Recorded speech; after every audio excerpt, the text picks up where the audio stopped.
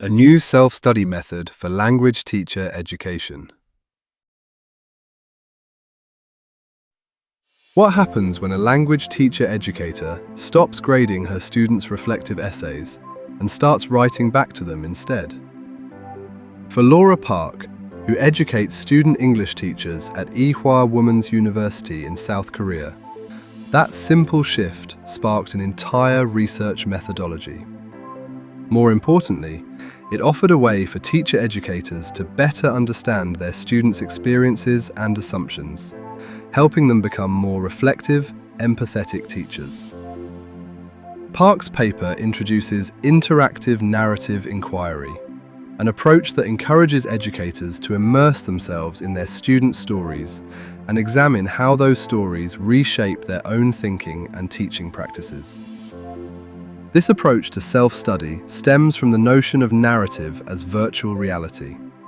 That reading, especially immersive reading, is virtual reality, as readers are not only transported to the time and space in which the story takes place, but also find themselves interacting with the characters and the plot of the story. Furthermore, narrative as virtuality also has its roots in video games and virtual reality. Just as a player loses herself in a digital world and begins to shape its story, Park argues that researchers and educators can immerse themselves in others' written narratives and let those stories pull new narratives out of them in return.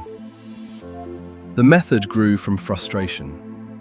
Park had planned to interview her graduate students about their teaching identities, but found herself steering the conversations toward the answers she wanted.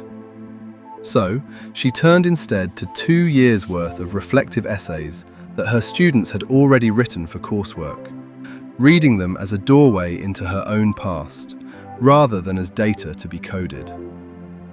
One student teacher's memory of inventing pretend English while playing with a doll sent Park back to her own childhood, recalling the made-up language she and her brother spoke on a flight to America before she learned real English.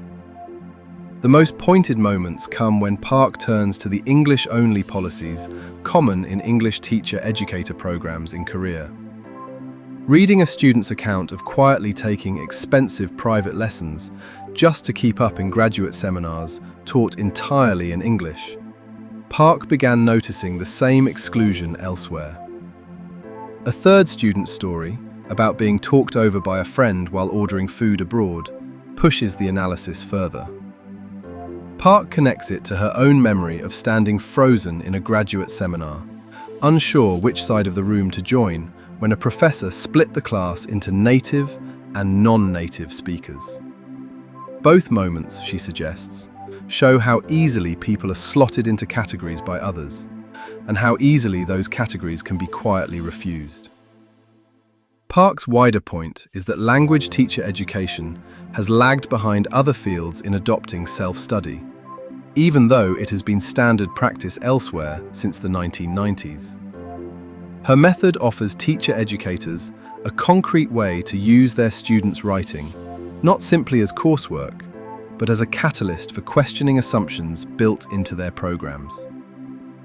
By helping educators see their students' experiences through fresh eyes, interactive narrative inquiry may foster greater empathy and awareness of the barriers some learners face, ultimately informing more inclusive and responsive approaches to language teacher education.